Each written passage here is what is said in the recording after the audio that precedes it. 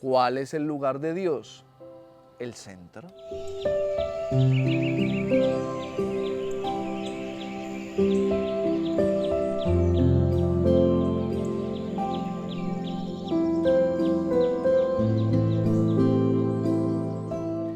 Qué rico iniciar este nuevo día degustando el Evangelio y empezando pues a vivirlo sobre todo, porque esto no se trata pues de ir a misa, sentarme. A mí me pasó una cosa muy curiosa con mi abuelita, que ya está en el cielo. Entonces mi abuelita, yo hablaba con mi abuelita y mi abuelita me decía, Carlos, ya, hoy estuve en misa. Entonces yo le decía, sí, ¿y cuál es el Evangelio de hoy? Y se moría de la risa, no se acordaba el Evangelio de hoy.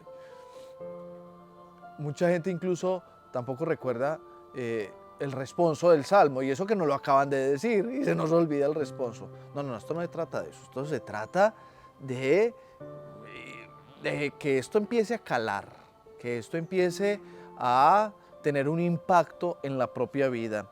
Por eso el día de hoy estamos con Marcos. En aquel tiempo llegaron la madre de Jesús y sus hermanos y desde fuera lo mandaron llamar. La gente que tenía sentada alrededor le dice, mira, tu madre y tus hermanos y tus hermanas están fuera y te buscan. Él les pregunta, ¿quiénes son mi madre y mis hermanos? Y mirando a los que estaban sentados alrededor, dice, estos son mi madre y mis hermanos. El que haga la voluntad de Dios, ese es mi hermano y mi hermana y mi madre. Palabra del Señor. Que yo entienda, Señor, por qué me creaste y a qué vine al mundo. Que yo entienda que la felicidad está en dar más que en recibir.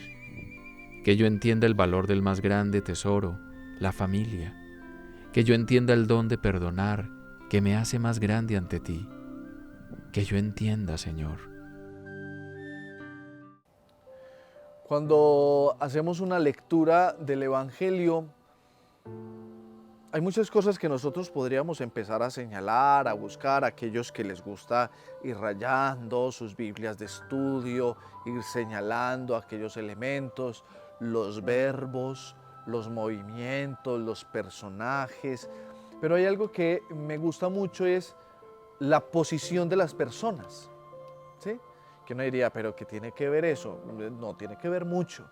El que esté sentado y subió al monte, o se sentó en la barca, o se sentó en el monte, o estaba sentado, o cuando dice en algunos momentos, y levantando los ojos al cielo, ¿no? Entonces, si levanta los ojos, o al levantar los ojos está mirando a alguien, quiere decir que a lo mejor estaba ubicado mucho más abajo que esa otra persona, y allí hay algo, allí hay sustancia. Se acercan la familia de Jesús a preguntar por el mismo Jesús, que uno diría, pero ¿por qué no entraron si eran la familia? ¿No? Preguntas que le hacemos al texto. Si era su mamá, si era su hermano, sus hermanas, ¿por qué no le dijeron, vengan, entren, es que está aquí? Y se quedaron afuera. Preguntas que les hacemos al texto y que les invito a que le hagan también, porque esto se trata el texto está vivo, hay que hacerle preguntas. Tu madre, tus hermanos, tus hermanas están allí. Algunas traducciones dicen la siguiente, me gustan más esas traducciones que dicen, y mirando a los que estaban sentados en corro. ¿Qué quiere decir eso? Él miró a los que estaban alrededor. Eso quiere decir que él estaba en el centro. Estos son mis hermanas, mis hermanos y mi madre. ¿Quiénes? Los que hacen la voluntad de Dios, ¿cierto? Pero espacialmente nos pone ya unas coordenadas concretas. No solamente el hecho mismo de, incluso, que lo es, de hacer la voluntad de Dios, sino aquellos que ponen a Dios mismo en su lugar. ¿Cuál es el lugar de Dios? El centro. El centro. La pregunta es, O las preguntas son, en su vida, ¿en qué lugar está Dios? Segunda pregunta, ¿usted quiere ser familia de Dios? Tercera, más imprudente, ¿usted quiere ser la madre de Dios? En tus manos, Señor, pongo a mi familia, para que reine en ella la concordia, para que la comunicación sea siempre amable y respetuosa. Ayúdanos con tu gracia a aliviar todo el rencor, división, insulto, indiferencia. Padre Santo, que seamos como la Sagrada Familia, siempre unidos, siempre llenos de tu gloria. Amén.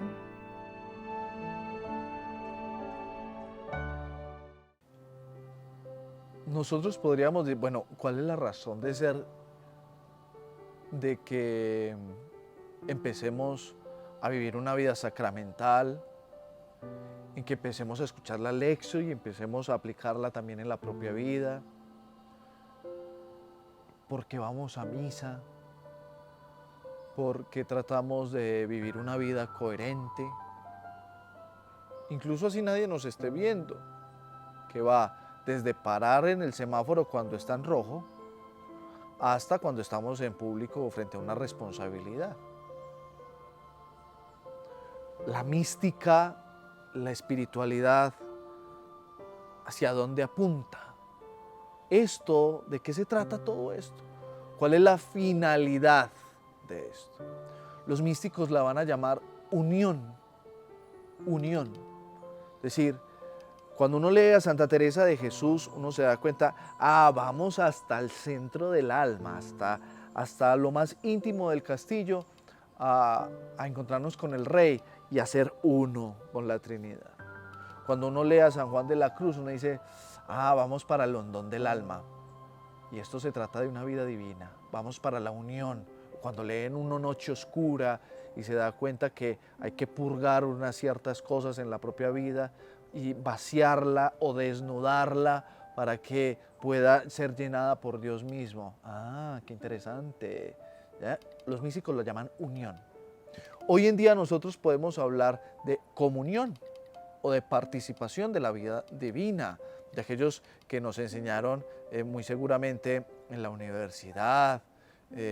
Nosotros, pues por estudiar en Javeriana de tradición jesuítica, del padre Baena, del padre Múnera, Parra, de un Dios trascendente en medio de la inmanencia, ¿no?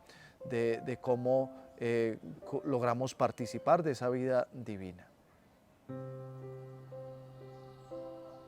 En palabras muy sencillas, traduciendo a lo mejor, sin ser yo el más docto o el más pilo de todos, razón de ello dan mis profesores de teología, pero esto se trata de vivir Jesús mente.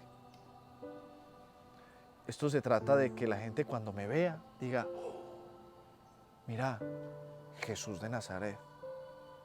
Esto se trata de ser un referente divino en mi propia casa, en mi trabajo, en mi universidad, en el lugar donde esté. Esto se trata de Él. Y que de alguna manera mi voluntad se una con la de Él. A eso le estamos apuntando. Entonces, si mi obrar va por otro lado muy distinto al obrar de Dios, yo creo que estamos haciendo la tarea muy mal, muy mal. Por eso los místicos y los santos, pienso en Teresa de los Andes en Chile, pienso en Alberto Hurtado, pienso en una cantidad de los santos que antes de pensar o decir cualquier cosa, se preguntaban, ¿qué haría Jesús? ¿Qué diría Dios en este momento? Y eso me permitiría a mí también ir dando pasos. ¿Quiénes son mi madre, mis hermanos, mis hermanas?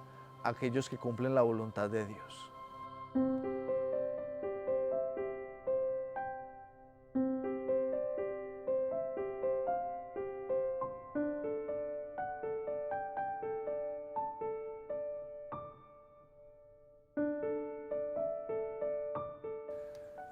Vamos a orar por cada uno de nosotros porque a este punto de la conversación y de la encarnación del Evangelio, el mismo evangelio empieza a ser tallador.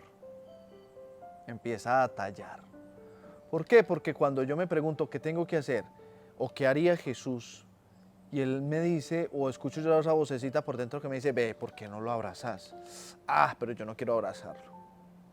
Ah, pero yo no quiero perdonarlo. Ah, pero yo no quiero hablarle ni siquiera. Ahí el evangelio se vuelve tallador. Y esa va a ser la plegaria que voy a elevar el día de hoy.